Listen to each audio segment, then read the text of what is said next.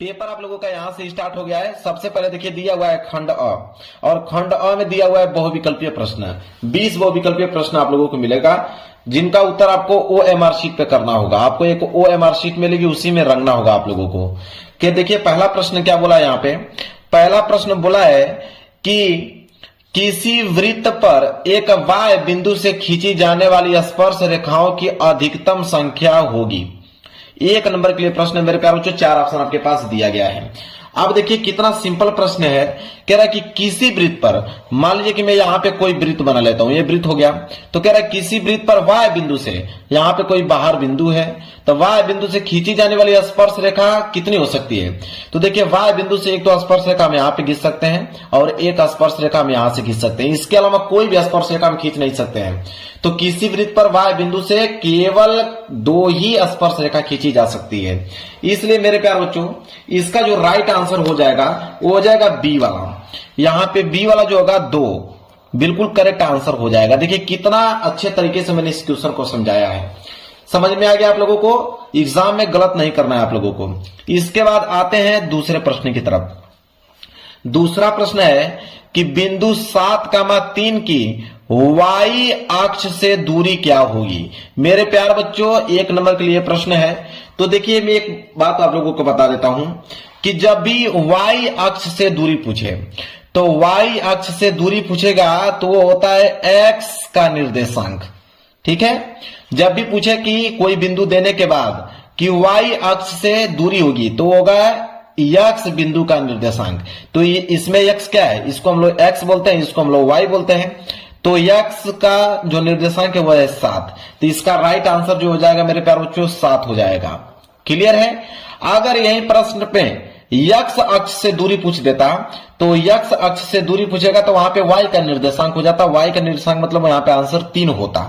तो इस बात में थोड़ा सा भी कंफ्यूजन मत रखिएगा। यहां पे वाई अक्ष से दूरी पूछा है मतलब कि यक्स का निर्देशांक मतलब 7। सी वाला ऑप्शन जो होगा बिल्कुल राइट आंसर हो जाएगा। क्लियर है मेरे प्यारों को, कोई दिक्कत नहीं होना चाहिए। इसके बाद हम आगे आते हैं प्रश्न संख्या तीसरे की तरफ।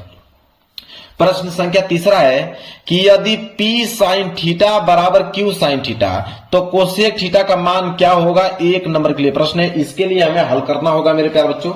तो इसके लिए मैं एक पेज ले लेता हूं, हल करके यहां पे आप लोगों को बताता हूं। देखिए बहुत आसान प्रश्न है, थोड़ा सी समझने की देरी है। अब यहां पे जो प्रश्न दिया उसको नोट कीजिए। दिया हुआ है कि P sin थीटा, तो यहां पे लिखिए आप P sin थीटा बराबर है किसके, Q cos थीटा के बराबर है। तो Q cos थीटा लिख दीजिए। अब यहां पे आपसे क्वेश्चन में क्या पूछा है, क्वेश्चन में आपसे पूछा है कि कोसेक थीटा का मान बताइए, कि कोसेक थीटा का मान क्या होगा। कोसेक थीटा बराबर क्वेश्चन मार्क, ये हमसे पूछा हुआ है। अब देखिए मेरे प्यारे बच्चों, हम लोग करेंगे क्या। सबसे पहला जो काम करेंगे, हम यहां पे जो साइन थीटा है उसको हम लोग लिखेंगे यहां पे साइन थीटा। साइन थीटा हमने लिख दिया। अब ये जो कॉस थीटा है गुणा में है तो इसको इधर लाएंगे तो ये किस में आ जाएगा, भाग में आ जाएगा। तो नीचे हो जाएगा कॉस थीटा। क्लियर है। बराबर इधर बच गया आपका Q।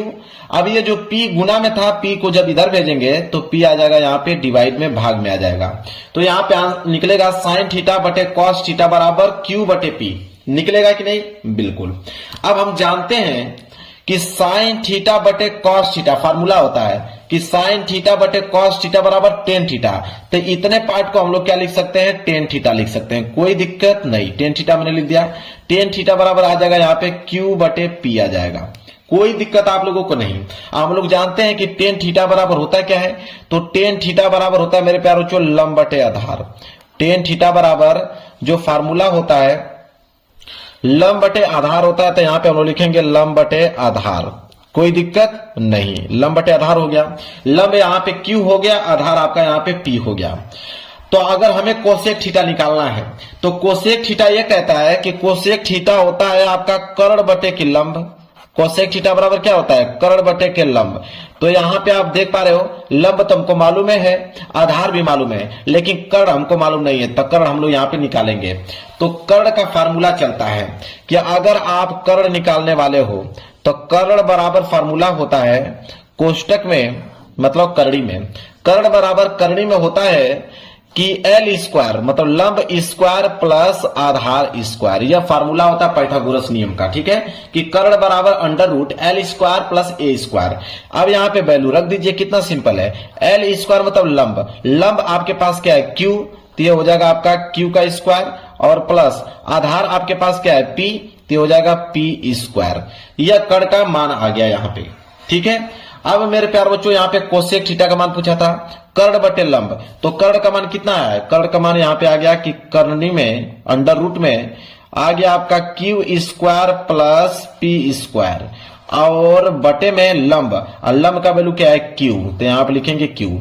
इसको हम लोग ऐसे भी लिख सकते हैं कि कर्णी में ये जो पी स्क्वायर इसको हम आगे कर सकते हैं, और प्लस क्यू स्क्वायर को हम लोग पीछे कर सकते हैं, कोई दिक्कत नहीं होगा, बटे में क्यू, ठीक है, कोई दिक्कत होगा नहीं। या तो हम 2 में 5 जोड़ेंगे तभी भी 7 होगा, या तो हम 5 में 2 जोड़ेंगे तभी भी 7 होगा, ठीक है। योग में कोई भी परिवर्तन नहीं होता है, इसलिए मैं इसको ऐसे लिख सकता हूं कि पी को मैंने आगे कर दिया, क्यू को हमने पीछे कर दिया। यह हो गया आपका कोसेक थीटा का आंसर। देखिए क्या ऑप्शन में दिया हुआ है मेरे प्यार बच्चों, चलिए देखते हैं कि दिया हुआ कि नहीं। तो यहां पे आप देख पा रहे हैं पहला वाला ऑप्शन ही बिल्कुल इसका राइट आंसर हो जाएगा, कर्णी में पी स्क्वायर बटे क्यू स्क्वायर बटे क्यू, दिया है कि नहीं, बिल्कुल। देखिए जो आंसर यहां है वही आंसर यहां पे पहले वाला ऑप्शन में है। समझ में आ गया, इतना आराम से इसलिए बता रहा हूं ताकि आप पेपर में कोई गलती ना कर पाओ और बिल्कुल सही इसका आंसर देकर आओ, इसलिए मैं बिल्कुल डिटेल में आपको समझा रहा हूं। इतना डिटेल में कोई आपको समझाने वाला नहीं है, पूरे यूट्यूब चैनल की बात कर रहा हूं, क्योंकि पूरा डिटेल में आप लोगों को बता रहा हूं। चलिए आगे बढ़ते हैं, अगला प्रश्न है प्रश्न संख्या 4। प्रश्न संख्या 4 है, यह भी प्रश्न 1 नंबर के लिए है कि देखिए 10 1 अंश, 10 2 अंश, 10 3 अंश, डॉट डॉट करते हुए 10 88 अंश इंटू 10 89 अंश का मान पूछा हुआ है। देखिए बिल्कुल सिंपल, इसका आंसर तुरंत आप बता पाओगे मेरे प्यार बच्चों। इसमें एक लॉजिक चलता है, मैं आपको लॉजिक बता देता हूं। देखिए जब भी इस तरह का प्रश्न आए कि 10 1 अंश, फिर दिया हुआ है आपका 10 2 अंश, इसके बाद है आप लोगों का 10 3 अंश, ठीक है, इसके बाद dot dot dot dot dot, इसके बाद दिया हुआ है आपका 10 88 अंश, इसके बाद दिया हुआ है यहां पे 10 89 अंश। क्लियर है। चलिए अब मैं आपको बता देता हूं, यहां पे नियम यह कहता है, देखिए 10 88 अंश और 10 89 अंश, ठीक है, ये 10 89 अंश से ये 10 1 अंश कट जाएगा। अब आप कहोगे कैसे, समझिए। देखिए 10 88 अंश को हम लोग क्या लिख सकते हैं, 10 88 को हम लोग लिख सकते हैं 10 90 माइनस 2 अंश लिख सकते हैं, कोई दिक्कत नहीं। इसी तरह 10 89 को हम लोग लिख सकते हैं यहां पे कि 10 90 माइनस 1 अंश। जो लोग त्रिकोणमिति पढ़े होंगे उनको बिल्कुल अच्छे तरीके से याद हो रहा होगा। तो 10 90 माइनस थीटा कॉट थीटा, इसी तरह 10 90 माइनस 2 अंश, ये हो जाएगा आपका कॉट 2 अंश, होगा कि नहीं, बिल्कुल, into 10 90 minus theta cot theta, 10 90 minus 1 अंश, ये हो जाएगा कॉट 1 अंश, होगा, बिल्कुल होगा। हम लोग फार्मूला जानते हैं मेरे प्यार बच्चों कि कॉट थीटा को हम लोग 1/10 थीटा लिख सकते हैं, तो इसी तरह कॉट 2 अंश है तो इसको हम लोग लिख सकते हैं 1/10 2 अंश, और इंटू इसको हम लोग लिख सकते हैं 1/10 1 अंश, लिख सकते हैं, बिल्कुल लिख सकते हैं। अब देखिए आप, यह क्या होगा कि 10 1 अंश से ये नीचे 10 1 कैंसिल, 10 2 अंश से 10 2 अंश कैंसिल, इसी तरह पूरा कट जाएगा। इसी तरह आगे जितने भी इसमें बीच में आएंगे सारी की सारी संख्या कट जाएंगी, बस बीच में आपका बचेगा तो वो बचेगा 10 45 अंश। बीच में सिर्फ आप लोगों का 10 45 अंश बचेगा, और 10 45 अंश का मान होता है मेरे प्यार बच्चों 1, तो इसका आंसर क्या हो जाएगा मेरे प्यार बच्चों 1 हो जाएगा।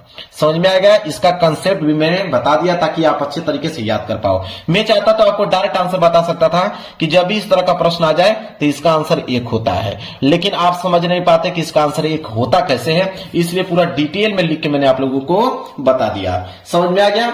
चलिए आगे बढ़ते हैं मेरे प्यारों बच्चों अगले प्रश्न की तरफ, प्रश्न संख्या 5वां। देखिए प्रश्न संख्या 5वां क्या है, प्रश्न संख्या 5वां बोला है कि यदि समीकरण दिया हुआ है कि यदि समीकरण 3x square plus 5x minus Q बराबर 0 के मूल बराबर है तो क्यू का मान क्या होगा, यह भी प्रश्न 1 नंबर के लिए है। देखिए मेरे प्यारों, इसको कैसे हम लोग हल करेंगे, तो जो समीकरण दिया हुआ है आपका कि 3x स्क्वायर और प्लस 5x माइनस क्यू बराबर 0, बोला है कि मूल बराबर है तो क्यू का मान पूछा है, तो यह आपका द्विघात समीकरण है। और द्विघात समीकरण का जो स्ट्रक्चर होता है वो होता है ax स्क्वायर प्लस bx और प्लस सी बराबर 0। इससे हम लोग क्या करेंगे, तुलना करेंगे। जब तुलना आप करोगे तो यहां से x स्क्वायर से x स्क्वायर कैंसिल, a का मान क्या आ जाएगा 3, इसी तरह x से x कैंसिल, b का मान आ जाएगा यहाँ पे 5 और c का जो मान होगा वो हो जाएगा माइनस के क्यू। इतना चीज आपको समझ में आ गया। चलिए अब बोला है कि यह समीकरण जो है वो इसके जो मूल होंगे बराबर होंगे। तो जब भी कोई भी समीकरण देकर बोले कि मूल बराबर है तो एक बात आप समझ लीजिएगा कि यहां पे जब भी मूल बराबर बोले तो विवितकर 0 के बराबर होता है। मतलब विवितकर मतलब डी जो होता है 0 के बराबर होता है। और विवितकर का फार्मूला क्या होता है कि डी बराबर फार्मूला होता है बी स्क्वायर माइनस 4ac बराबर 0। जब भी कोई भी समीकरण देकर बोले कि मूल बराबर है तो आप समझ जाइए कि डी बराबर 0 होगा, मतलब कि विवितकर जो है 0 के बराबर होगा। अब यहाँ पे बी स्क्वायर, बी का मान आपके पास है 5, तो आप यहाँ 5 का स्क्वायर कर दीजिए और माइनस 4 गुणे ए का मान कितना दिया हुआ है 3 और सी का मान दिया हुआ है माइनस क्यू बराबर में आ जाएगा यहाँ पे 0। क्लियर है। तो ये हो जाएगा आपका 25 और माइनस माइनस कितना हो जाएगा प्लस 4 तिहाई 12 क्यूब, ये हो जाएगा 12 क्यूब बराबर 0। ठीक है। तो ये हो जाएगा मेरे प्यारे बच्चों यहाँ पे कि 12 क्यू इधर रहने दीजिए और प्लस के 25 उधर जाएगा तो माइनस के 25 हो जाएगा। और जब यहाँ पे क्यू का मान निकालेंगे क्यू बराबर क्या होगा तो माइनस 25 और बटे में ये जो 12 है उधर जाएगा तो भाग में हो जाएगा, गुणा में है तो माइनस 25 बटे 12 जो है वो क्यू का मान आ जाएगा। और यही क्यू का मान पूछा है कि माइनस 25 बटे 12, मतलब कि ए वाला जो है बिल्कुल इसका राइट आंसर हो जाएगा माइनस 25 बटे 12। समझ में आ गया। देखिए कितना आसान तरीके से मैंने इसको समझाया है ताकि आपको समझ में आ पाए। चलिए आगे बढ़ेंगे प्रश्न संख्या 6 की तरफ। चलिए अगला प्रश्न है प्रश्न संख्या 6। बोला है कि समांतर श्रेणी -62 कामा -59 फिर कामा करते करते 7 और 10 का 11वां पद क्या होगा। ठीक है। ये जो आपको समांतर श्रेणी दिया हुआ है बोला इसमें कि इसमें आप बताइए कि 11वां पद क्या होगा। देखिए बिल्कुल सिंपल है मेरे प्यारे बच्चों, कैसे लगाएंगे इसको समझिए। तो सबसे पहला जो काम करेंगे मेरे प्यारे बच्चों, यहाँ पे जो -62 दिया हुआ है ये आपका ए का मान दिया हुआ है, मतलब प्रथम पद दिया हुआ है। तो यहाँ पे एक चीज तो कंफर्म हो गया कि a बराबर क्या दिया हुआ है यहाँ पे माइनस के 62। क्लियर है। इसी तरह यहाँ पे ये जो 59 है ये किसका है। ठीक है। 59 मतलब होता है b, मतलब दूसरा पद। b बराबर यहाँ पे 59 दिया हुआ है। ठीक है। देखिए मेरे प्यारे बच्चों हम यहाँ पे निकालेंगे d। अब आप कहोगे d क्या है, d होता है सर्वांतर। और सर्वांतर कैसे निकलता है, सर्वांतर निकलता है कि b में से आप a को घटा दीजिए, b में से a को घटा दीजिए सर्वांतर निकल जाएगा। ये होता है फार्मूला सर्वांतर निकालने का। तो निकाल दीजिए तो हो जाएगा d बराबर b का मान कितना दिया हुआ है -59, तो लिखेंगे -59 फिर माइनस ए भी आपका कितना है -62 है तो आप -62 लिखोगे। अब यहाँ पे d बराबर क्या हो जाएगा -59 और माइनस माइनस प्लस, ये हो जाएगा आपका 62। तो d बराबर क्या हो जाएगा -59 और प्लस 62 कितना हो जाएगा 3, क्योंकि यहाँ पे घटेगा तो 62 में से 59 घटेगा तो कितना बचेगा 3। तो d मतलब सर्वांतर, सर्वांतर कितना आ गया 3 आ गया मेरे प्यारे बच्चों। यहां तक आपको क्लियर, कोई डाउट नहीं होना चाहिए। और बोला है 11वां पद, 11वां पद मतलब n मतलब अंतिम पद। कौन सा पद पूछा है 11वां पद, मतलब n का मान कितना है 11, क्योंकि 11वां पद हमसे पूछा हुआ है। हम जानते हैं फार्मूला, चूंकि हम लोग जानते हैं फार्मूला कि अगर a का nवां पद पूछे तो a का nवां पद का फार्मूला होता है कि a1 और प्लस n-1 इंटू डी, यह फार्मूला होता है। तो हमसे 11वां पद पूछा है तो a का हमें 11वां पद पूछा है तो a का 11वां पद बराबर क्या हो जाएगा a1 मतलब पहला पद कितना है -62, तो लिखोगे -62 प्लस n मतलब कौन सा पद पूछा था 11वां, तो 11 माइनस 1 इंटू डी मतलब सर्वांतर कितना है 3 आ गया है। अब इसको हल करोगे कितना आ जाएगा -62 और प्लस 11 में से 1 जाएगा तो 10 और 10 तिहाई कितना हो जाएगा 30। अब यहां से जब घटाओगे मेरे प्यारे बच्चों -62 प्लस 30 तो यह आ जाएगा -32। -32 11वां पद क्या कहलाएगा -32 कहलाएगा। ये हो जाएगा इसका राइट आंसर। -32 का मतलब यहाँ पे बी वाला जो है बिल्कुल करेक्ट आंसर हो जाएगा मेरे प्यारे बच्चों। अब इतना डिटेल में कोई समझा नहीं पाएगा आपको। ठीक है। चलिए आगे बढ़ते हैं अगले प्रश्न की तरफ। प्रश्न संख्या 7वां, प्रश्न संख्या 7वां बोला है कि यदि पीई, ठीक है, पीई का वैल्यू दिया हुआ है 0.05, तो बोला है कि तो पी ई का मान होगा।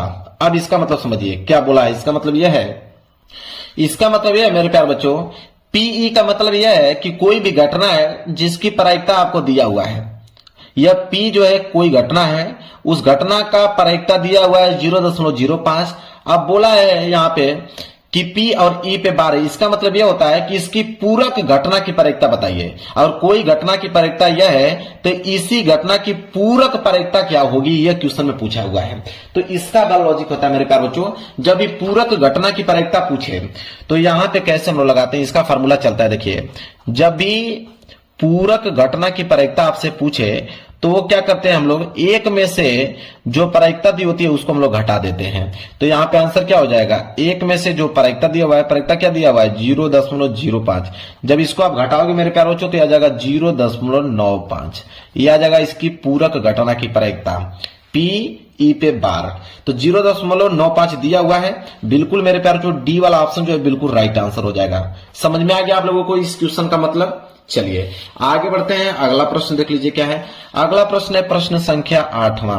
प्रश्न संख्या 8वां दिया हुआ है कि एक थैले में 3 लाल और 5 काली गेंदें हैं। बोला है कि इस थैले में एक गेंद जो है यात्री छाया निकाली जाती है, तो गेंद के लाल होने की प्रायिकता क्या होगी। 1 नंबर के लिए प्रश्न है, बिल्कुल आसान प्रश्न है मेरे प्यारे बच्चों। देखिए कैसे इसको हल करेंगे। बोला हुआ है मेरे प्यारे बच्चों कि एक थैले में 3 लाल गेंद है, मतलब लाल का मतलब रेड, रेड गेंद कितनी है 3। इसके बाद 5 काली गेंदे, काली का मतलब बी, ब्लैक गेंदे कितनी है 5 है। अब आप बताइए कि 3 जो है लाल गेंद है और 5 जो है काली गेंद है, तो अगर हम टोटल गेंदों की संख्या की अगर हम बात करेंगे, टोटल गेंद कितना हुआ, तो 5 और 3 कितना हुआ 5 और प्लस 3 जोड़ोगे तो कितना हो जाएगा 8, टोटल गेंद कितना हुआ 8। ठीक है, अब बोला है कि लाल गेंद होने की प्रायिकता होगी, तो टोटल प्रायिकता क्या कहता है कि जितना टोटल है नीचे आप लिख लो, तो 8 टोटल गेंद है। अब इस 8 में से लाल गेंद होने की प्रायिकता, तो लाल गेंद कितना है 3, तो यहां पे हो जाएगा 3, मतलब 3/8 जो इसका राइट आंसर हो जाएगा। और क्वेश्चन में पूछ ले यहीं पे कि काली गेंद होने की प्रायिकता, तो यहां पे 5 हो जाए, 5/8 हो जाता। क्लियर है, तो 3/8 जो इसका राइट आंसर हो जाएगा, मतलब ए वाला जो है बिल्कुल करेक्ट आंसर हो जाएगा इसका 3/8। समझ में आ गया, कोई भी डाउट आप लोगों को नहीं होना चाहिए। देखिए मेरे पास जो अगला प्रश्न है प्रश्न संख्या 9। बोला है कि चित्र में, ये जो चित्र आप देख रहे हो, चित्र में बोला है कि डीई जो है वो बीसी के समानांतर है, मतलब ये जो डीई रेखा दिख रहा है, ये डीई रेखा जो है बीसी के समानांतर है। ठीक है, बोला है कि सीई की माप होगी, ये जो आपको सीई दिख रहा है इसका आपका मान पूछा है कि इसका मान क्या होगा, जिसमें एडी का मान दिया हुआ है 1.3 सेंटीमीटर, यहाँ बीडी का मान दिया हुआ 3.9 सेंटीमीटर, एई का मान दिया हुआ है 1.5 सेंटीमीटर। ये भी प्रश्न 1 नंबर के लिए है। देखिए इस प्रश्न को हम लोग कैसे हल करेंगे, इसको ध्यान से आप समझिए, बिल्कुल सिंपल प्रश्न है मेरे प्यारे बच्चों। देखिए इसको कैसे लगाएंगे, चित्र के माध्यम से समझिए। अब यहां पे आपको बोल दिया है कि डीई जो है बीसी के समानांतर है।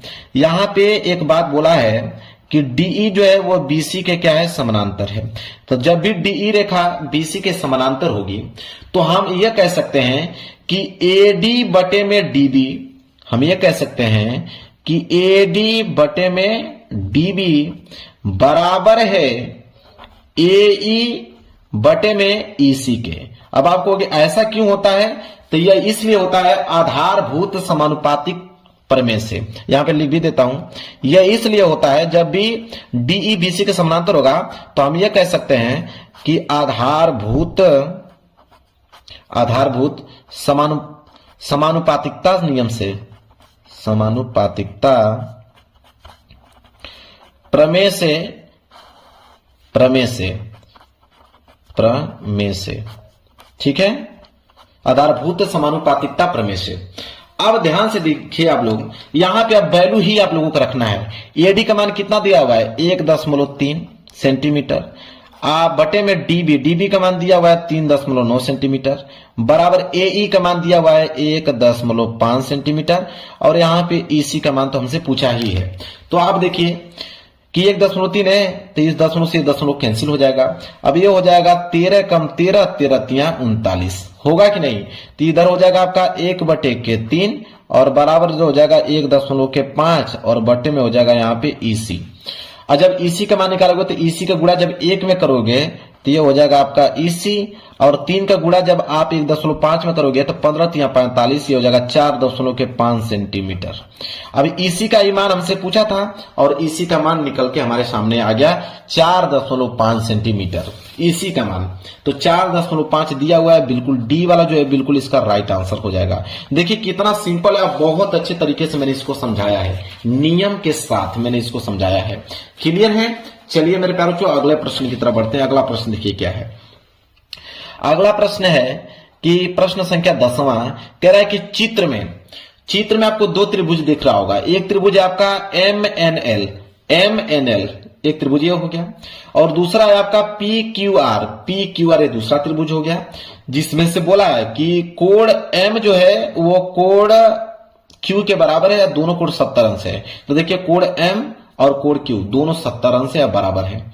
इसके बाद बोला है कि MN बराबर 3 सेंटीमीटर, MN का मान 3 सेंटीमीटर, और ML बराबर 4.5, तो ML बराबर 4.5 सेंटीमीटर। इसके बाद बोला है PQ बराबर 2 सेंटीमीटर, तो यहां पे देखिए PQ बराबर 2 सेंटीमीटर। इसके बाद बोला है QR बराबर 3 सेंटीमीटर, तो QR 3 सेंटीमीटर, तो यहां लिख भी देता हूं मैं कि QR जो है कितना सेंटीमीटर है, 3 सेंटीमीटर में लिख दिया है 3 सेंटीमीटर। इसके बाद क्या है, तो कह रहा है कि निम्नलिखित में से सही होगा। 1 नंबर के लिए प्रश्न क्या सही होगा, आपके पास ऑप्शन पीछे दिया हुआ है। ठीक है, तो मैं ऑप्शन एक बार दिखा देता हूं आप लोगों को। देखिए ये आपका 4 ऑप्शन दिया हुआ है, बोला कि कौन सा त्रिभुज आपस में सर्वांसम होंगे, ठीक है, या समरूप होंगे। तो ये जितना भी चिन्ह दिया हुआ है समरूप का चिन्ह दिया हुआ है। ठीक है, तो इन चारों ऑप्शन में से कोई ना कोई एक ऑप्शन सही होगा, ये हमें प्रूफ करना है। तो देखिए कैसे करेंगे हम लोग। चलिए तो पहले जो जो मान दिया हुआ है उसको हम लोग यहाँ पे लिख देते हैं ताकि आसानी होगी। हमसे एक चीज बोला है कि कोण L कोण Q दोनों बराबर हैं, तो हम लोग लिखेंगे कि कोण M और कोण Q ये दोनों आपस में बराबर है, जो कि कितने अंश है, 70 अंश है। ये चीज क्लियर हो गया। और बोला है कि MN बराबर दिया हुआ है 3 सेंटीमीटर, इसको मैं यहां पे लिख देता हूं। इसके बाद बोला है ML बराबर दिया हुआ है 4.5 सेंटीमीटर। इसके बाद बोला है PQ का मान दिया हुआ है यहाँ पे 2 सेंटीमीटर। इसके बाद QR का मान दिया हुआ है यहाँ पे 3 सेंटीमीटर। इतना मान दिया हुआ है। ठीक है, अब ध्यान से आप लोगों को समझना है मेरे प्यारे बच्चों। अब यहाँ पे जो दो त्रिभुज आपको दिख रहे हैं, एक आपका MNL, एक आपका PQR। अब मैं यहाँ पे लिखता हूं, ध्यान समझिए। अब यहाँ पे दो त्रिभुज हैं, एक त्रिभुज आपका है कि NML, ठीक है, NML एक त्रिभुज तो आपका हो गया NML, ठीक है, और तथा एक त्रिभुज आपका इधर दिया हुआ है कि QPR, एक त्रिभुज यहां पे दिया हुआ है QPR। दो त्रिभुज हमारे पास है। ठीक है, अब जिसमें से एक चीज और बोला है कि इसमें कोण M जो है वो कोण Q के क्या है, बराबर है, दोनों 70 अंश है। देखिए बिल्कुल आराम से समझा रहा हूं ताकि आप धीरे से समझ पाए इसको। साथ ही अब यहां आप लिखेंगे, साथ ही आप एक चीज और देख पा रहे होंगे कि साथ ही ये जो आप PQ का मान आप देख रहे हो कि PQ, अब एक चीज देखिए, ये आपका जो है PQ बटे में, समझिएगा, PQ बटे में MN हम कर सकते हैं। इस भुजा के बटे में इस भुजा को हम लोग कर सकते हैं, बिल्कुल कर सकते हैं। तो हम लोग लिखेंगे यहां पे मेरे प्यारे बच्चे कैसे कि PQ बटे में MN कर सकते हैं, बिल्कुल कर सकते हैं, बराबर। ठीक है, इसका मान आप इधर रख लीजिए। PQ का मान कितना है, PQ का मान यहां पे 2 और बटे में MN का मान दिया हुआ 3। इतना चीज आपको कंफर्म हुआ कि नहीं, क्लियर है? चलिए इसके बाद हम लोग क्या करेंगे मेरे प्यारे बच्चों, यहां पे जो QR दिख रहा है तो हम लोग लिखेंगे QR, और इसके बटे में हम लोग इस वाले भुजा को कर सकते हैं, ML भुजा को कर सकते हैं, बिल्कुल कर सकते हैं। आप भी समझ में आ जाएगा आप लोगों को। जो जो मान दिया है उसका हम समानुपात बना रहे हैं। तो QR का मान तो दिया हुआ है 3 और बटे में ML का मान दिया हुआ है 4.5। क्लियर है? अब देखिए ध्यान से, अब क्या होगा, इस 10 घटाओगे तो यहां पे एक 0 बढ़ाओगे तो ये हो जाएगा आपका 15 दूनी के 30 और 15 तिया 45। ये भी आ जाएगा 2/3, इसका मान भी आपका 2/3। तो हम इसलिए यह कह सकते हैं कि ये पी क्यू बटे में एम एन जो है वो तो बराबर हो गया किसके, क्यू आर बटे के एम एल के बराबर। मतलब ये दोनों बराबर हैं, तो इसलिए मैं इसको कह सकता हूं कि ये दोनों बराबर हो गए। ठीक है, तब ये दोनों बराबर हो गए तो हम लोग कह सकते हैं यहां पे मेरे प्यार बच्चों, हम लोग यहां पे नियम कौन सा लगाएंगे कि दो त्रिभुज, यहां पे नियम लगेगा कि दो त्रिभुज की यस ए एस, मतलब दो भुजाएं और एक कोण बराबर है। दोनों भुजाएं बराबर हो गए कि नहीं आपस में, और एक कोण 70-70 अंश बराबर हो गया। तो हम लिखेंगे दो त्रिभुज की यस ए एस समरूपता कसौटी से, समरूपता कसौटी से हम यह कह सकते हैं, क्या कहेंगे कि कोण, अरे त्रिभुज एन एम एल समरूप है त्रिभुज किसके, पी क्यू आर के। कह सकते हैं, बिल्कुल कह सकते हैं। जब दो भुजाएं और एक कोण बराबर हो तो हम आराम से कह सकते हैं कि दोनों त्रिभुज आपस में क्या है, समरूप है। तो कौन सा ऑप्शन सही होगा, चलिए उसको देखते हैं। चलिए तो यहां पे देखिए सी वाला ऑप्शन जो है बिल्कुल राइट आंसर हो जाएगा। देखिए कोण एन एम एल, कोण कह रहा हूं त्रिभुज एन एम एल समरूप है त्रिभुज पी क्यू आर के। तो यहां पे सी वाला जो है बिल्कुल राइट आंसर हो जाएगा मेरे प्यारे बच्चों। कोई दिक्कत है बताइए, कोई दिक्कत नहीं हुआ होगा। चलिए आगे बढ़ते हैं अगले प्रश्न की तरफ, प्रश्न संख्या 11। देखिए ध्यान से, प्रश्न संख्या 11 यह है, कह रहा है कि 1/2 सेंटीमीटर व्यास के गोले का पृष्ठ होगा। ठीक है, गोले का पृष्ठ मतलब वक्रीय पृष्ठ पूछा है, 1 नंबर के लिए प्रश्न है। देखिए कितना सिंपल प्रश्न है, इसको कैसे हल करेंगे, सिर्फ फार्मूला आपको मालूम होना चाहिए। यह प्रश्न बिल्कुल आसान है। अब यहां पे बोला है मेरे प्यारे बच्चों कि 1/2 सेंटीमीटर व्यास, तो व्यास को हम लोग डी से डिनोट करते हैं। तो डी बराबर यहां पे आया है 1/2 सेंटीमीटर। ठीक है, तो हम लोग त्रिज्या निकाल सकते हैं, बिल्कुल त्रिज्या व्यास की आधी होती है, इसलिए 1/2 हो जाएगा, मतलब व्यास का आधा। तो व्यास का आधा क्या हो जाएगा, आर बराबर 1/2 दूनी के 4, 1/4 सेंटीमीटर त्रिज्या आ गया। अगर व्यास 1/2 है तो त्रिज्या उसका आधा, 1/2 का आधा करोगे तो 1/4 हो जाएगा। तो त्रिज्या भी आ गया, यहाँ पे व्यास भी आ गया। क्लियर है। अब हमसे पूछा है कि गोले का पृष्ठ, मतलब गोले का वक्रीय पृष्ठ पूछा है, तो लिखेंगे कि गोले का वक्र पृष्ठीय क्षेत्रफल। तो गोले का वक्र पृष्ठीय क्षेत्रफल, फार्मूला मालूम है आप लोगों को। फार्मूला यह कहता है मेरे प्यार बच्चों कि 4πr², यह होता है गोले का वक्र पृष्ठीय क्षेत्रफल। अब यहां पे क्या हो जाएगा मेरे प्यार बच्चों 4, और आंसर पाई में दिख रहा है तो इसको पाई ही लिखेंगे, और इंटू r², आर का मतलब 1/4 गुणे 1/4। अब यहां से देखिए इस 4 से यह 4 कैंसिल, पाई का गुणा 1 में करोगे तो पाई होगा, फिर पाई का गुणा 1 में करोगे तो पाई, तो ऊपर तो आपका पाई आ गया और नीचे आपका बचा है 4। π/4 सेंटीमीटर स्क्वायर जो है इसका आंसर हो जाएगा। तो π/4 मतलब यहां पे देखिए बी वाला जो है बिल्कुल राइट आंसर हो जाएगा। देखिए कितना आसान तरीके से मैं आप लोगों को समझा रहा हूं, बिल्कुल डिटेल में मेरे प्यारे बच्चों, कोई दिक्कत नहीं होना चाहिए। चलिए आगे बढ़ते हैं। अगला प्रश्न देखिए, प्रश्न संख्या 12। प्रश्न संख्या 12 यह बोला है इसमें कि 6 सेंटीमीटर त्रिज्या के वृत्त का एक चाप केंद्र पर 30 अंश का कोण अंतरित करता है, तो संगत चाप की माप होगी। 1 नंबर के लिए प्रश्न है। यह भी फार्मूला बेस्ड प्रश्न है मेरे प्यारे बच्चों। देखिए कैसे इसको हल करेंगे। 6 सेंटीमीटर का त्रिज्या दिया हुआ है, तो एक चीज तो कंफर्म हो गया कि त्रिज्या का मतलब आर का मान दिया हुआ है यहाँ पे 6 सेंटीमीटर, तो 6 सेंटीमीटर हमने त्रिज्या लिख दिया। इसके बाद बोला है कि 30 अंश का कोण मतलब थीटा का मान कितना दिया हुआ है, कितना अंश, 30 अंश का कोण अंतरित करता है। अब संगत चाप का माप पूछा है मेरे प्यारे बच्चों, तो चाप की लंबाई, फार्मूला क्या कहता है कि अगर आपको चाप की लंबाई ज्ञात करना है तो इसका फार्मूला आपको रटा होना चाहिए। मैंने कहा है कि बिना फार्मूले के आप मैथ नहीं हल कर सकते हो। तो चाप की लंबाई का फार्मूला होता है कि θ/360 इंटू 2πr, यह होता है संगत चाप की लंबाई ज्ञात करने का फार्मूला। तो थीटा का मान कितना दिया हुआ है 30 अंश, तो 30 अंश और बटे नीचे हो गया आपका 360 और इंटू 2 गुणे आंसर पाई में है तो पाई को रहने देंगे, और आर का मान है आपका 6। तो कटाओगे 1 0 से 1 0 कट गया, 3 से कटाओगे 3 1 3 3 दूनी 6 12 बार में। इसके बाद इसको कटाओगे 6 दूनी के 12, फिर 2 से यह कट जाएगा, पूरा का पूरा कट गया, सिर्फ पाई बच गया, तो हो जाएगा पाई सेंटीमीटर। ठीक है, यह हो जाएगा संगत चाप की लंबाई पाई सेंटीमीटर। दिया हुआ है मेरे प्यारे बच्चों, बिल्कुल देखिए डी वाला ऑप्शन जो है बिल्कुल राइट आंसर हो जाएगा। संगत चाप की लंबाई कितना हो जाएगा? पाई सेंटीमीटर। चलिए आगे बढ़ते हैं अगले प्रश्न की तरफ। अगला प्रश्न है प्रश्न संख्या यहाँ पे 13वां।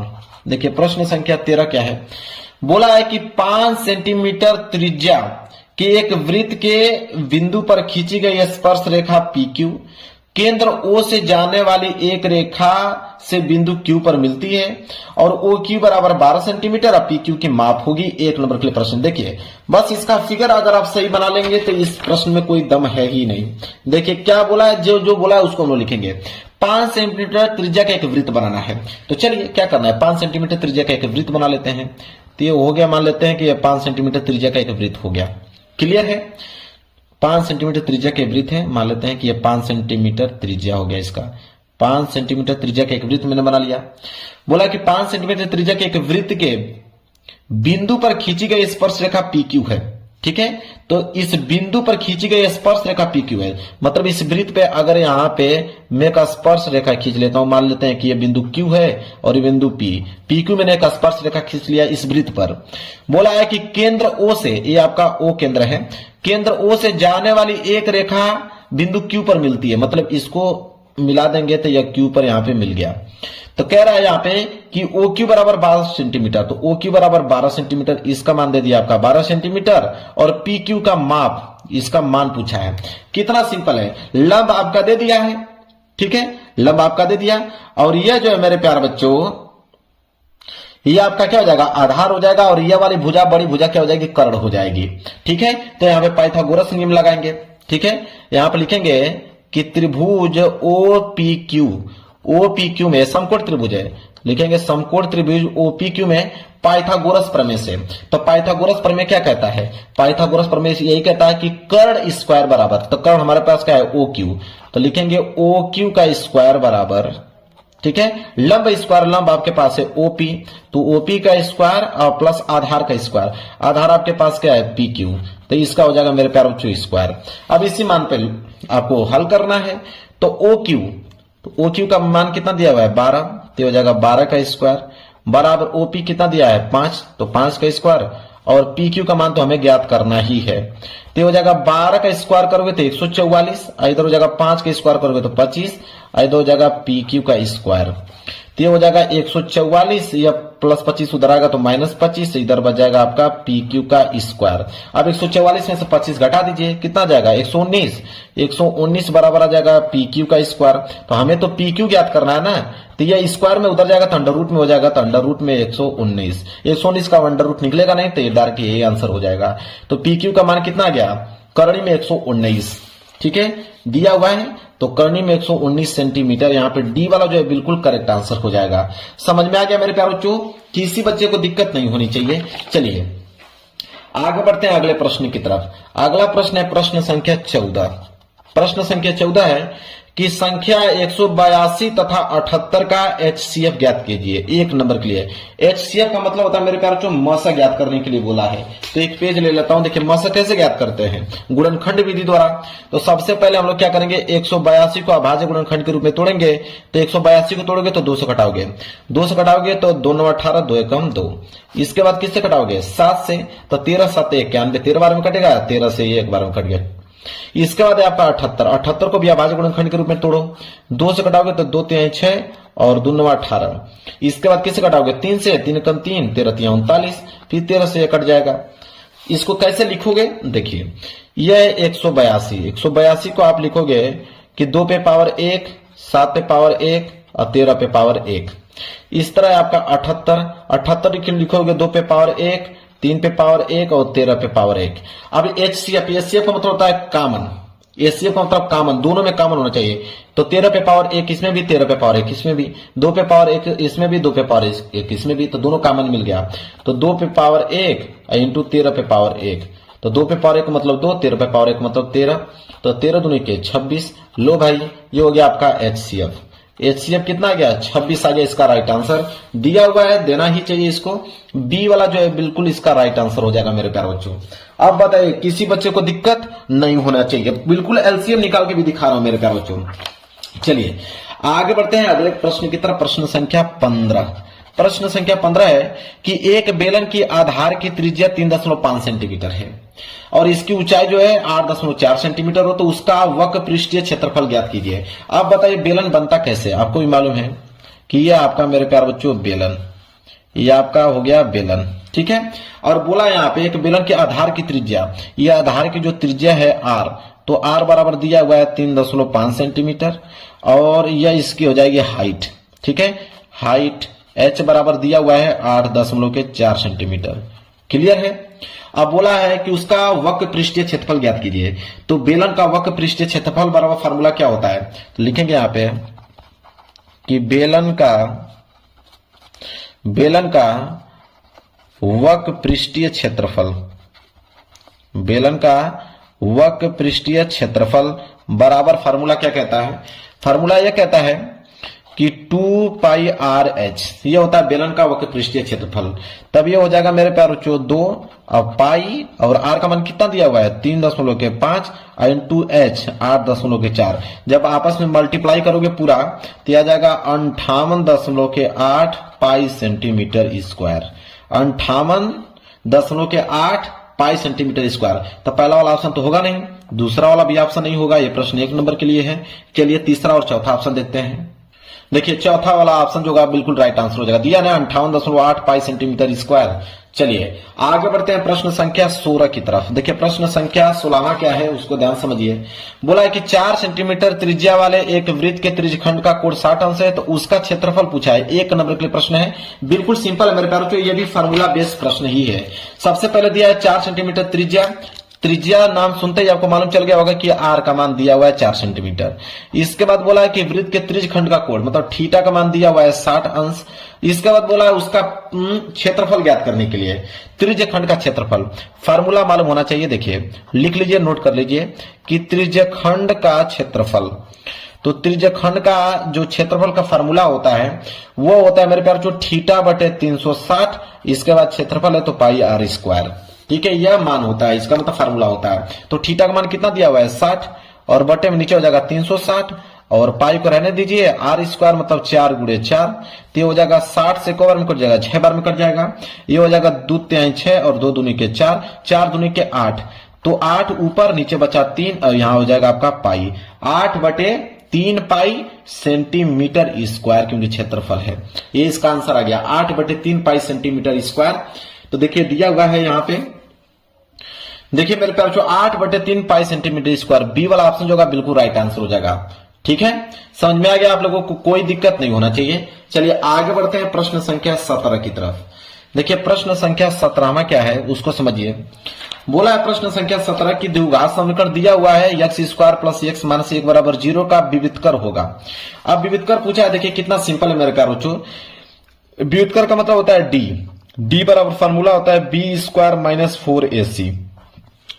अब यहां से वैल्यू रख लीजिए, तो b का मान है x का गुणांक, x गुणांक 1 होता है, तो हो जाएगा a का स्क्वायर माइनस 4 गुणे a मतलब x स्क्वायर का गुणांक, किसके आगे भी 1 है, और c का मान है माइनस 1, तो हो जाएगा आपका a का स्क्वायर 1 और माइनस माइनस प्लस 4 एकम 4, तो 4 और 1 कितना हो जाएगा 5। तो यहाँ पे d बराबर कितना आ गया 5, विविधकर कितना आ गया 5, मतलब पहला वाला ऑप्शन जो है बिल्कुल राइट आंसर हो जाएगा। समझ में आ गया आप लोगों को, कोई दिक्कत नहीं होना चाहिए। चलिए आगे बढ़ते हैं अगले प्रश्न की तरफ। अगला प्रश्न है कि द्विघात समीकरण दिया हुआ है 1 माइनस 4x और प्लस 4x स्क्वायर बराबर 0 के मूलों का योगफल होगा। 1 नंबर के लिए प्रश्न है मेरे प्यार बच्चों।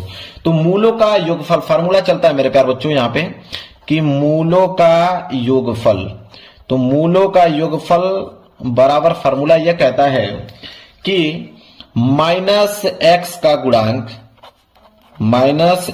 का गुणांक और बटे में होता है आपका एक्स स्क्वायर का गुणांक, यह फार्मूला होता है। ठीक है, मूलों का योगफल ज्ञात करने का। तो माइनस है तो माइनस x का गुणांक आपके पास क्या है, x का गुणांक है -4, तो लिखोगे -4 और बटे में x स्क्वायर का गुणांक है आपके पास 4, तो माइनस माइनस कैंसिल, ठीक है, माइनस माइनस प्लस हो जाएगा, तो ऊपर 4 नीचे 4, 4 से 4 कैंसिल करोगे तो बचेगा 1। मूलों का जो योगफल आया है वो 1 आ गया है, मतलब कि सी वाला ऑप्शन जो है बिल्कुल राइट आंसर हो जाएगा। क्लियर है, कोई दिक्कत नहीं होना चाहिए। चलिए मेरे प्यारे बच्चों आगे बढ़ते हैं, अगला प्रश्न की तरफ बढ़ेंगे। प्रश्न संख्या 19 बोला है कि निम्नलिखित सारणी के माध्य होगा, 1 नंबर के प्रश्न है, इसका माध्य ज्ञात करना है। देखिए माध्य ज्ञात करने के लिए सबसे पहले करेंगे क्या हम लोग, समझिए। माध्य ज्ञात करने के लिए सबसे पहले कॉलम बनाना पड़ेगा हमें, तो एक कॉलम तो वर्ग अंतराल का बनेगा, एक कॉलम आपका बारंबारता का बनेगा। तो पहले 2 कॉलम तो इसी से बना लेंगे हम लोग। पहला कॉलम क्या बनेगा, वर्ग अंतराल का, तो ये हो जाएगा आपका वर्ग अंतराल एक कॉलम। दूसरा कॉलम हो जाएगा बारंबारता का, दूसरा कॉलम जो है किसका हो जाएगा, बारंबारता का हो जाएगा, जिसे हम लोग FI से डिनोट करते हैं। अब 2 कॉलम हम लोग अपने से बनाएंगे, 2 कॉलम अपने से मतलब एक हम बनाएंगे वर्ग मध्यमान का बनाएंगे, ठीक है, जिसे हम लोग बोलते हैं XI, क्या बोलते हैं XI, और एक कॉलम बनाएंगे हम लोग FI इंटू XI का, 4 ही कॉलम बनता है, ठीक है। तो 2 कॉलम तब प्रश्न से ही बन जाएगा, और एक कॉलम हम लोग वर्ग मध्यमान का और FI इंटू XI का बनाएंगे। अब देखिए जो चीज दिया उसको नोट कीजिए। वर्ग अंतराल दिया हुआ है 0 से लेके 10, 10 से लेके 20, 20 से लेके 30 और 30 से लेके 40 और 40 से लेकर 50। यह आपका क्या दिया हुआ है, वर्ग अंतराल। बारंबारता दिया हुआ है यहाँ पे 4, 4 के बाद 7, 7 के बाद 5, 5 के बाद 8, 8 के बाद 6, ठीक है, लिख देंगे, कोई दिक्कत नहीं होना चाहिए। चलिए अब मध्यमान निकालना है। मध्यमान का मतलब होता है कि 0 और 10 के बीच क्या आता है, तो 0 और 10 के बीच क्या आता है, 5 आता है। इसी तरह 10 और 20 के बीच क्या आता है, 10 और 20 के बीच 15 आता है। उसका निकालने का फॉर्मूला भी होता है कि इन दोनों को जोड़कर 2 से भाग दे दो, तो 20 और 10 को जोड़ोगे तो 30, 30 का आधा करोगे तो 15। इसी तरह 30 और 20, 50, 50 का आधा करोगे कितना आ जाएगा, 25 आ जाएगा, ठीक है। तो कितना कितना का अंतर है, 5 में 10 जोड़ोगे तो 15, 15 में 10 जोड़ोगे तो 25, 25 में 10 जोड़ोगे तो कितना हो जाएगा 35, और 35 में 10 जोड़ोगे तो 45। निकल गया कि नहीं, डायरेक्ट बिल्कुल है। अब FI इंटू XI मतलब इन दोनों का मल्टीप्लाई, तो 5 चौको कितना होता है 20, तो हो जाएगा 5 चौको 20, 15 साथ कितना होता है 105, तो हो जाएगा 105। इसी तरह 25 पाँचे 125, तो हो जाएगा 25 पाँचे 125। 35 वाट है कितना होता है 280, तो 35 वाट है 280, और 45 छके 270, 45 छके 270। क्लियर है, कोई दिक्कत नहीं होना चाहिए, ये हो गया 270। अब हम करेंगे क्या, यहां पे आपका निकल जो बारंबारता FI है, इसका अगर हम योगफल निकालें सिग्मा FI, सिग्मा FI का मतलब इसका योग करोगे तो आ जाएगा 30। इसी तरह इसका योग करेंगे सिग्मा FI इंटू XI, जब सबको आपस में जोड़ोगे मेरे प्यार बच्चों तो ये हो जाएगा आपका 800। कितना हो जाएगा, पूरा 800 होगा। अब हमें निकालना क्या है, माध्य, हमें निकालना है माध्य। क्वेश्चन में तो यही पूछा है ना, माध्य। तो माध्य बराबर फॉर्मूला होता है सिग्मा FI इंटू XI और बटे में सिग्मा FI, यह फॉर्मूला होता है। तो इसका मान तो 800 दिया है और इसका मान कितना दिया हुआ है 30। जब आपस में इसको कटाओगे मेरे प्यार बच्चों तो आ जाएगा आपका 26.66। कितना आ जाएगा 26.66, इसका राइट आंसर आ जाएगा। दिया हुआ है 26.66, बी वाला ऑप्शन जो है बिल्कुल राइट आंसर हो जाएगा। क्लियर है मेरे प्यारे बच्चों, अब इतना आसान तरीका कोई नहीं बताएगा आप लोगों को। देखिए कितना डिटेल में एक एक अंक लिख के मैं आप लोगों को समझाया हूं। चलिए अगले प्रश्न की तरफ बढ़ते हैं। देखिए अगला प्रश्न है प्रश्न संख्या 20वां कि निम्नलिखित सारणी के माध्यक वर्ग होगा 1 नंबर के लिए। अभी माध्य पूछा था, अब यहाँ पे माध्यक वर्ग पूछ रहा है कि माध्यक वर्ग क्या होगा। देखिए माध्यक वर्ग निकालने के लिए भी हमें कॉलम बनाने की आवश्यकता है। तो एक वर्ग अंतराल एक बारंबारता, ये तो कॉलम बन ही जाएगा। तो जब भी माध्यक वर्ग निकालने के लिए बोले देखिए कैसे निकालते हैं। तो एक कॉलम बनेगा वर्ग अंतराल का, वर्ग अंतराल का एक कॉलम बन गया, और एक कॉलम बनेगा किसका, बारंबारता का। तो एक कॉलम हम लोग बारंबारता को बना देते हैं, ठीक है, F का। जब भी माध्यक वर्ग निकालने की बात करें तो हम लोग संचयी बारंबारता निकालते हैं। क्या निकालते हैं, अगला कॉलम हो जाएगा संचयी बारंबारता। संचयी बारंबारता को हम लोग किससे डिनोट करते हैं मेरे प्यारे बच्चों, CF से डिनोट करते हैं, CF से। अब देखिए वर्ग अंतराल क्या दिया हुआ है, 0 से लेके 10, 10 से लेके 20, इसके बाद 20 से लेके 30 और 30 से लेके 40, ठीक है, और 40 से लेके 50 दिख रहा है आपको, 40 से लेके 50। ये आपका वर्ग अंतराल दिया है, बारंबारता भी दिया हुआ है। इसका बारंबारता 8, इसका बारंबारता दिया था 6, इसका बारंबारता 11 और इसका बारंबारता 18 और इसका बारंबारता 6। जो बारंबारता दिया है उसके सामने मैंने यहाँ पे लिख रखा है। क्लियर है।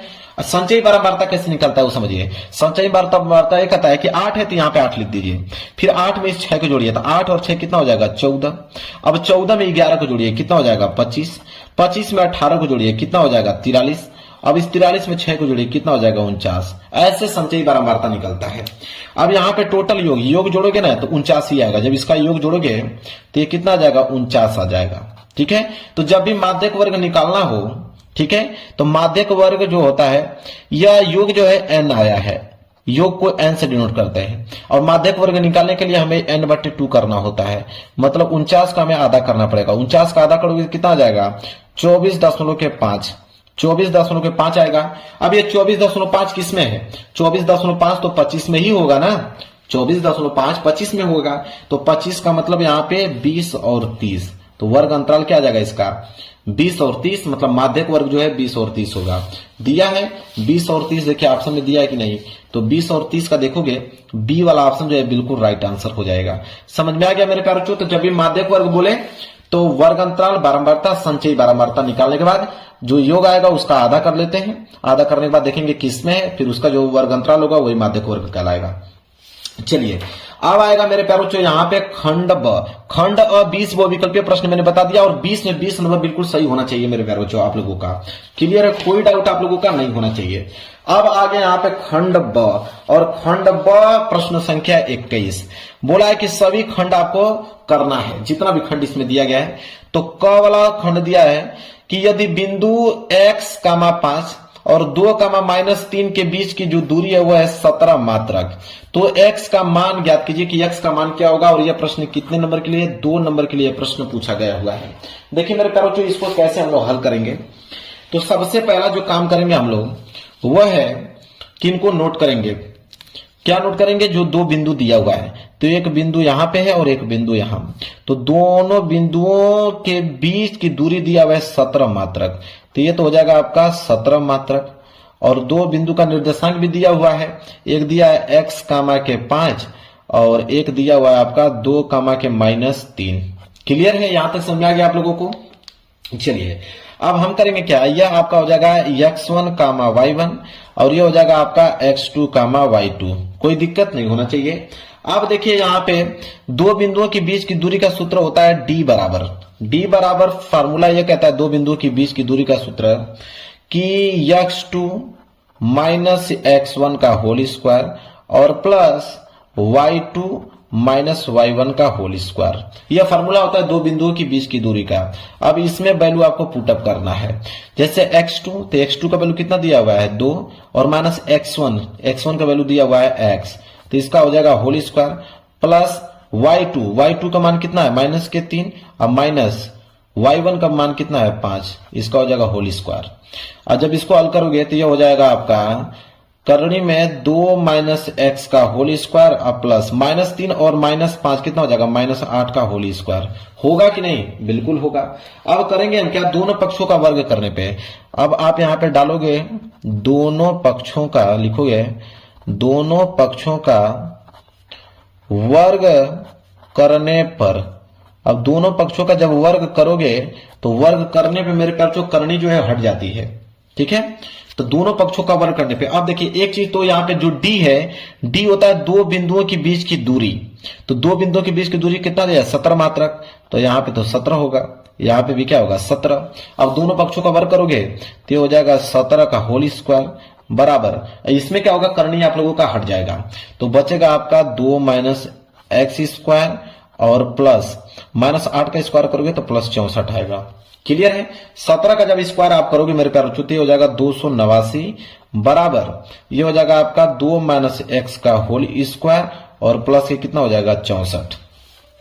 अब ये हो जाएगा मेरे प्यारे बच्चों 289 और प्लस 64 इधर आएगा तो -64 बराबर ये हो जाएगा 2 x का होल स्क्वायर। होगा कि नहीं, बिल्कुल। 289 में से 64 घटा दीजिए, कितना बचेगा 225, बिल्कुल सही। इधर हो जाएगा 2 x का होल स्क्वायर। अब यहाँ पे 2 माइनस एक्स जो है इसको रहने दो, यह स्क्वायर में है, इसको अगर इधर भेज दोगे तो ये आपका वर्गमूल में हो जाएगा, तो 225 वर्गमूल, तो 225 का वर्गमूल आएगा प्लस माइनस 15, क्योंकि वर्गमूल प्लस माइनस में निकलता है, 225 का वर्गमूल 15 होता है, बराबर ये हो जाएगा आपका 2 माइनस एक्स। क्लियर है? तो एक बार प्लस लेने पे एक बार माइनस लेने पे देखिए, तो एक बार प्लस लोगे तो इधर हो जाएगा सिर्फ 15 बराबर 2 माइनस एक्स, तो हो जाएगा आपका 15 और ये इधर हो जाएगा आपका प्लस 2 इधर आएगा तो माइनस 2 और बराबर इधर हो जाएगा माइनस एक्स। 15 में से 2 जाएगा तो कितना बचाएगा 13 बराबर माइनस एक्स। अब यहाँ पे x बराबर कितना जाएगा माइनस के 13, तो x बराबर माइनस 13 आ गया मेरे प्यारे बच्चों, कोई दिक्कत नहीं।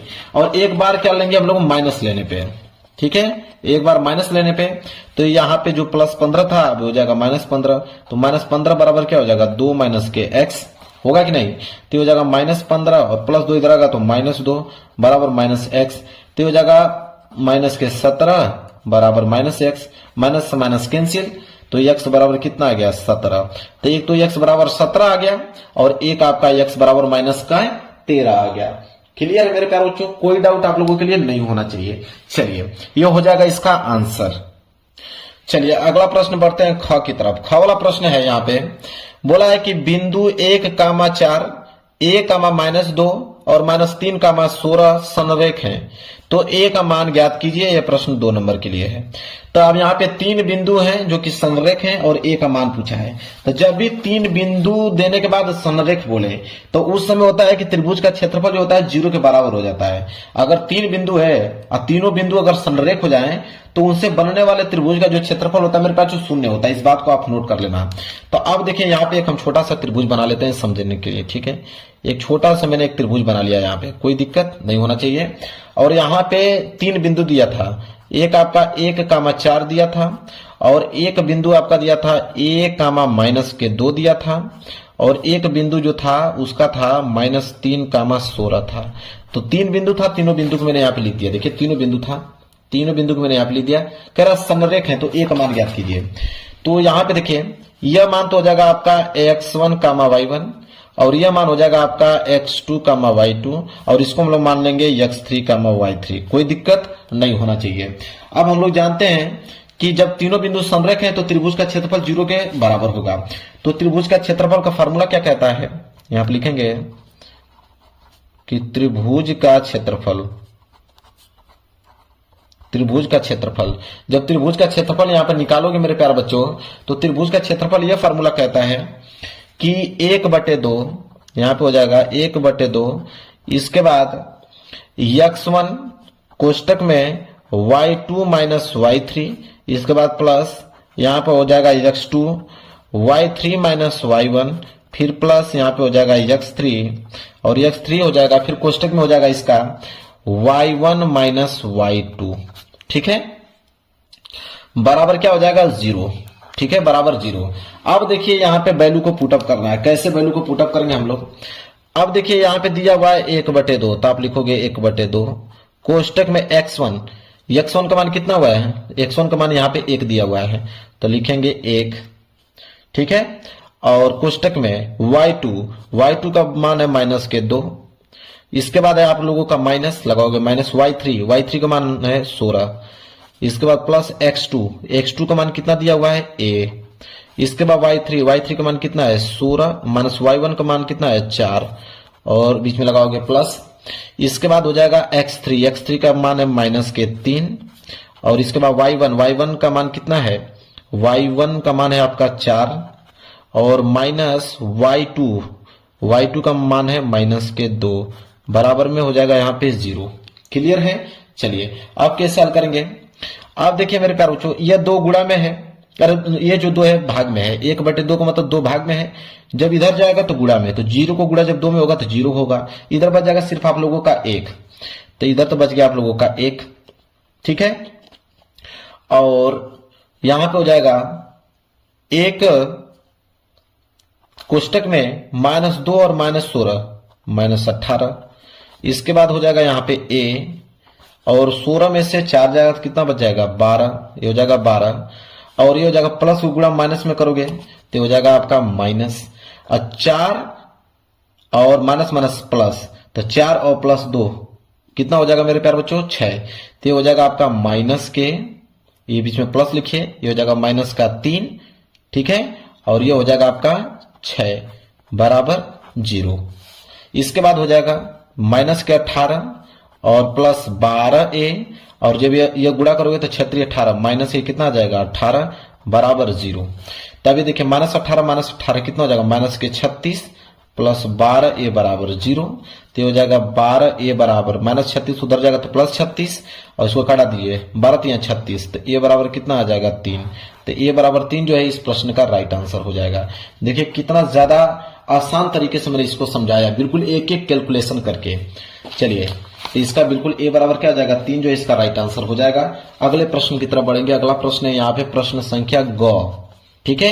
कह रहा है कि सिद्ध कीजिए कि 1 प्लस साइन थीटा बटे cos theta plus cos theta बटे 1 प्लस साइन थीटा, ठीक है, यह जो है 2 सेक थीटा के बराबर है। 2 नंबर सिद्ध करने के लिए बोला है कि सिद्ध कीजिए कि यह इसके बराबर होगा। यह एलएचएस से आरएचएस, तो एलएचएस को लेकर आरएचएस सिद्ध करना है। देखिए कैसे करेंगे इसको। देखिए जो एलएचएस दिया है इतना पार्ट को हम लोग यहाँ पे नोट करते हैं। तो इसको नोट करेंगे तो हो जाएगा मेरे प्यारे बच्चों 1 और plus sine theta, 1 plus sine theta और बटे में क्या था कॉस थीटा, और प्लस इधर है आपका कॉस थीटा और बटे में है 1 प्लस साइन थीटा। इसको हल करके हमें 2 सेक थीटा लाना है।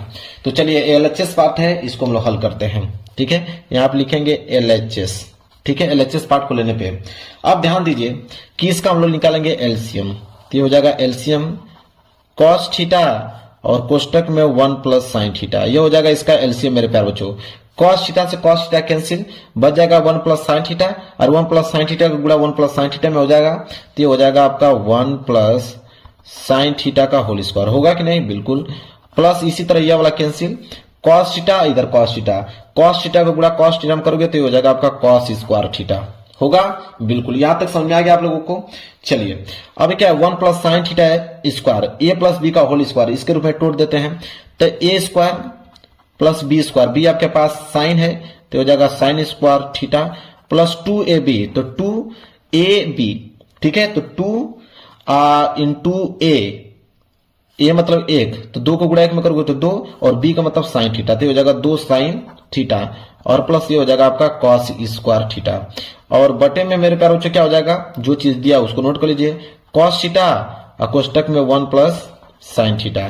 अब दीजिए हम लोग फार्मूला जानते हैं कि sine square theta plus cos square theta बराबर 1, तो यह तो 1 इसी तरह रहेगा और यह फार्मूला से आ जाएगा sine square theta plus cos theta square बराबर 1 होता है और प्लस ये हो जाएगा आपका 2 साइन थीटा। और यहाँ पे लिख भी दीजिएगा मेरे प्यारे बच्चों कि यह इसलिए हुआ है क्योंकि हम लोग जानते हैं कि साइन स्क्वायर थीटा और प्लस कॉस स्क्वायर थीटा बराबर 1 होता है, इसलिए हमने 1 लिखा है ताकि एग्जाम्पल को समझ में आ पाए।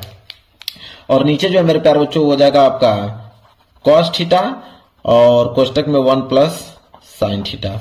अब देखिए एक एक क्या हो जाएगा 2, तो 2 प्लस 2 साइन थीटा और बटे में तो यही होगा आपका कॉस थीटा कोष्टक में 1 प्लस साइन थीटा बराबर, यहाँ 2 कॉमन ले लीजिए, 2 कॉमन ले हुए तो यहाँ पे हो जाएगा 1 प्लस इधर बच जाएगा आपका साइन थीटा और नीचे जो है वो हो जाएगा आपका कॉस थीटा कोष्टक में 1 प्लस साइन थीटा।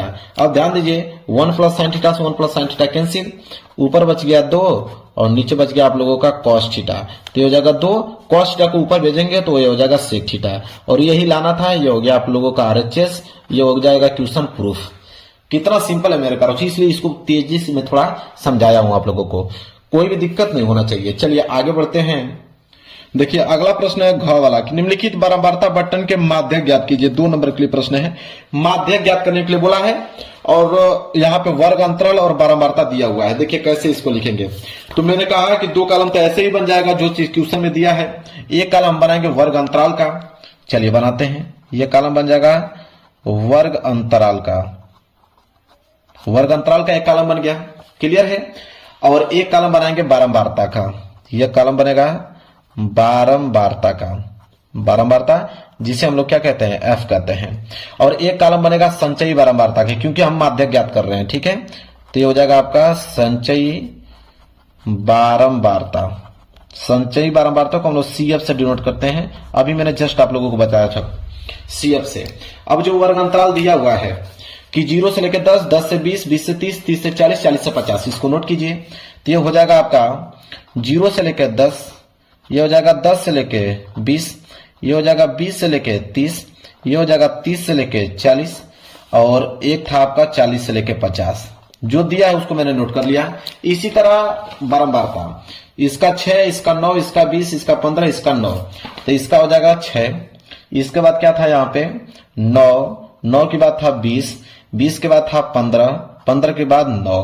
क्लियर। चलिए सच्चाई बारंबारता कैसे निकाला जाता है, तो सच्चाई बारंबारता निकालना है तो 6 है, तो 6 में 9 जोड़ोगे तो कितना हो जाएगा 15, 15 में 20 जोड़ोगे तो 20, 10, 30, 5 कितना हो जाएगा 35, और 35 में 15 जोड़ोगे तो 50, 50 में 9 जोड़ोगे तो 59। क्लियर है। अब हम जानते हैं कि यह होता है योग, तो n बराबर कितना जोड़ोगे तो कितना आ जाएगा 59 आएगा। ठीक है। अब हम माध्यक वर्ग निकालेंगे। माध्यक वर्ग निकालने के लिए यहां पे अगर हम निकालेंगे माध्यक वर्ग, माध्यक वर्ग कैसे निकलता है n/2, तो माध्यक वर्ग निकालने के लिए n/2 कीजिए, मतलब 59 का आप आधा कीजिए। 59 का आधा कितना होगा मेरे प्यारे बच्चों 29.5, बिल्कुल सही। 29.5 किस में आएगा, आप ही देखिए 29.5 आ जाएगा 35 के बीच। ठीक है। और 35 का कारण जो 20, 30 है वर्ग अंतराल, यह माध्यक वर्ग कहलाएगा। तो 20, 30 माध्यक वर्ग कहला गया। अब इसमें 20 जो है मेरे प्यारे बच्चों, ये 20 जो है L का मान कहलाएगा, निम्न वर्ग सीमा। और ये जो 20 है, ठीक है, ये जो 20 दिख रहा है ये F का मान कहलाएगा, और ये जो 15 है मेरे प्यारे बच्चों ये CF का मान कहलाएगा। ठीक है। तो इनको लिखेंगे हम लोग, यहाँ पे लिखेंगे कि L बराबर तो 20 आ गया, H मतलब होता है इसका वर्ग अंतराल, तो 20 और 30 इसके बीच कितना का अंतर है 10, 10 का अंतर है सब में, तो H बराबर तो आ जाएगा हमारा 10। इसके बाद F बराबर आ गया हमारा 20, इसके बाद आ गया CF बराबर आ गया हमारा 15। कितना सिंपल है।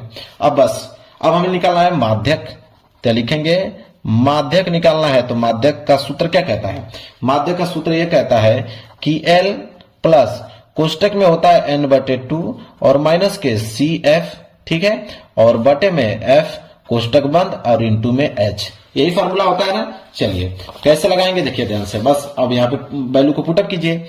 L का मान आया है 20 प्लस n/2, n/2 का मतलब कितना 29.5, और माइनस CF का मान कितना 15, और F का मान कितना 20, और इंटू H का मान कितना आया था 10। तो हो जाएगा 10 दूनी के 20, और ये हो जाएगा 20 प्लस 29.5 में से 15 घटाओगे तो कितना आ जाएगा 14.5, और नीचे कितना बच गया 2, तो 2 से कटा दो, तो हो जाएगा 2 7 14, और 2 दूनी के 4, 2 5 10। ठीक है। बराबर इधर बच गया 20 और प्लस इधर बच गया 7.25, जोड़ दोगे मेरे प्यारों तो आ जाएगा आपका 27.25। ये आ गया मेरे प्यारों माध्यक है, यही हो जाएगा आप लोगों का आंसर। कितना सिंपल है, 27.25 जो है इस क्वेश्चन का राइट आंसर हो जाएगा। चलिए अगले क्वेश्चन की तरफ बढ़ते हैं। अड़ा वाला क्वेश्चन कह रहा है कि संख्याओं 92 और 510 का एलसीएम ज्ञात कीजिए, 2 नंबर के लिए है। तो 92 510 का एलसीएम तो कोई भी ज्ञात कर सकता है मेरे प्यारों, कैसे ज्ञात करोगे, अड़ा वाला प्रश्न है, तो आप यहाँ पे डालोगे अड़ा वाला प्रश्न। अब बोला है 92, मैं डायरेक्ट इसको हल कर रहा हूं, आप लोग हल कर लीजिएगा। 92 का जब अभाज्य गुणनखंड रूप तोड़ेंगे तो आ जाएगा 2 पे पावर 2 गुणे 23। इसी तरह अगर हम 510 को अभाज्य गुणनखंड के रूप में तोड़ेंगे 510 को, तो आ जाएगा 2 गुणे 3 गुणे 5 गुणे 17 आ जाएगा। ठीक है। अब हमें निकालना है एलसीएम। एलसीएम निकालते हैं। एलसीएम क्या कहता है कि सभी अभाज्य गुणनखंडों की उच्चतम घातों का गुणनफल लीजिए, जितनी भी अभाज्य संख्या, तो अभाज्य संख्या कितनी है 2, 2 के बाद है आपका 3, 3 के बाद है आपका 5, 5 के बाद है 17, 17 के बाद है 23। और सबसे बड़ी घात लीजिए, तो 2 की सबसे बड़ी घात 2 पे पावर 2, 3 की सबसे बड़ी घात 3 ही है, 5 का 5 ही है, 17 का 17, 23 का 23 है। हल कीजिए तो हो जाएगा 2 दूनी के 4, और ये हो जाएगा 3 गुणे 5 गुणे 17 गुणे 23। अब ये देखिए कितना हो जाएगा, 4 3 12, 12 5 60, और 60 का गुणा जब आप 7 में करोगे तो कितना हो जाएगा 1020, और गुणे हो जाएगा 23, जब गुणा कर दोगे पूरा तो ये आ जाएगा 23,460। ये हो जाएगा आपका एलसीएम।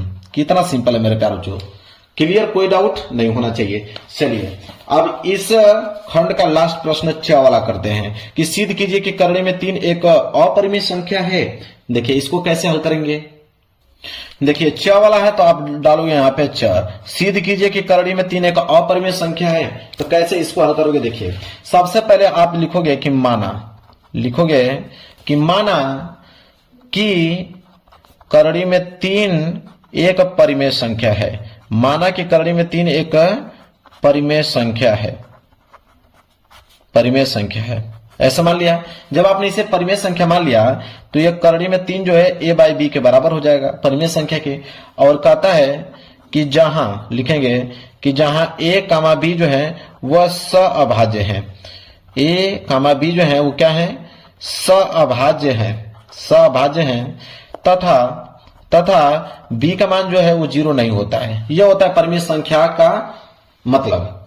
इसके बाद करड़ी में 3 बराबर a बाई बी जो दिया हुआ है मेरे प्यारे बच्चों, अब यहां से a का मान निकालेंगे तो ये हो जाएगा आपका करड़ी में 3b, होगा कि नहीं, करड़ी में 3b होगा। अब ध्यान दीजिए, अगर हम दोनों पक्षों का यहां पे वर्ग करते हैं, लिखेंगे दोनों पक्षों का वर्ग करने पर, अब जब दोनों पक्षों का हम वर्ग करेंगे तो यहां पे हम देखेंगे कि यहां पे हो जाएगा a स्क्वायर बराबर, ये हो जाएगा करड़ी में 3 का वर्ग करोगे तो 3 और ये हो जाएगा b स्क्वायर, तो हो जाएगा 3b स्क्वायर। ठीक है, अब यहां से अगर मैं b स्क्वायर निकालूं तो b स्क्वायर बराबर क्या हो जाएगा, a स्क्वायर बटे 3, होगा कि नहीं, तो a स्क्वायर बटे 3 आ गया। अब मेरे प्यारे बच्चों हम लोग लिखेंगे कि a स्क्वायर जो है वो 3 से विभाज्य है, a स्क्वायर 3 से विभाज्य है, इसलिए a भी 3 से विभाज्य होना चाहिए, 3 से विभाज्य होना चाहिए। ठीक है, लिखेंगे कि हम a बराबर 3c लिख सकते हैं। अब a बराबर 3c लिख सकते हैं, लिखेंगे कि जहां c एक क्या है, पूर्णांक है, जहां c एक क्या है, पूर्णांक है। अब मेरे प्यारों को करोगे क्या कि अब a बराबर 3c, जहां पे भी a दिख रहा है वहां पे 3c लिखो। तो अगर यहां पे a बराबर 3c लिखोगे तो ये हो जाएगा आपका a की जगह पे 3c लिखोगे तो ये हो जाएगा 3c का होल स्क्वायर बराबर हो जाएगा 3b स्क्वायर। अब यहां पे हो जाएगा 3 तिहाई 9c स्क्वायर बराबर 3b स्क्वायर, होगा कि नहीं, बिल्कुल। अब 3 तिहाई 9 तो हो जाएगा 3c स्क्वायर बराबर b स्क्वायर, होगा, बिल्कुल। जब इतना हो जाएगा तो आप लिखिएगा कि b स्क्वायर 3 से विभाज्य है। अगली लाइन लिखेगा कि b स्क्वायर 3 से विभाज्य है, तथा b भी 3 से विभाज्य होना चाहिए, b भी 3 से विभाज्य होना चाहिए, b भी 3 से विभाज्य होना चाहिए, ऐसे लिखिएगा, b भी 3 से विभाज्य होना चाहिए, इतना लिख दोगे। इसके बाद लिखोगे कि चूंकि हम जानते हैं कि a और b दोनों 3 से विभाज्य हैं, a और b दोनों 3 से विभाज्य हैं, वे सअभाज्य नहीं है, वे सअभाज्य नहीं है। सअभाज्य वो होता है जो सिर्फ एक से कटे, ये तो 3 से दोनों कट रहा है, तो वे सअभाज्य नहीं है, वे सअभाज्य नहीं है। फिर लिखोगे कि यह हमारी प्रारंभिक धारणा, यह हमारी प्रारंभिक धारणा का खंडन करता है, यह हमारी प्रारंभिक धारणा का खंडन करता है कि a और b सअभाज्य थे, कि a और b जो है वह सअभाज्य थे। ठीक है, यह हमारी धारणा गलत है, इसलिए लिखेंगे इसलिए हमारी जो धारणा है गलत है, इसलिए हमारी धारणा गलत है। और अब लास्ट की लाइन लिखेंगे, और करड़ी में 3 एक अपरिमेय संख्या है, करड़ी में 3 एक अपरिमेय संख्या है। देखिए ऐसे भाई लिखना है तो मैं थोड़ा जल्दी जल्दी लिखूंगा तभी समझ में आएगा, नहीं तो ज्यादा समय हो जाएगा आप लोगों का। समझ में आ गया? चलिए अब मेरे प्यारों ये घंटा से पार हो गया। अब यहाँ पे प्रश्न संख्या 22, अब 4 नंबर वाले प्रश्न और 6 नंबर वाले प्रश्न को मैं अलग से वीडियो बनाऊंगा, ठीक है, उसमें वो प्रश्न रहेंगे। वीडियो पसंद आए तो वीडियो को लाइक कर देना, चैनल पर नए हो तो चैनल को जरूर सब्सक्राइब कर लेना।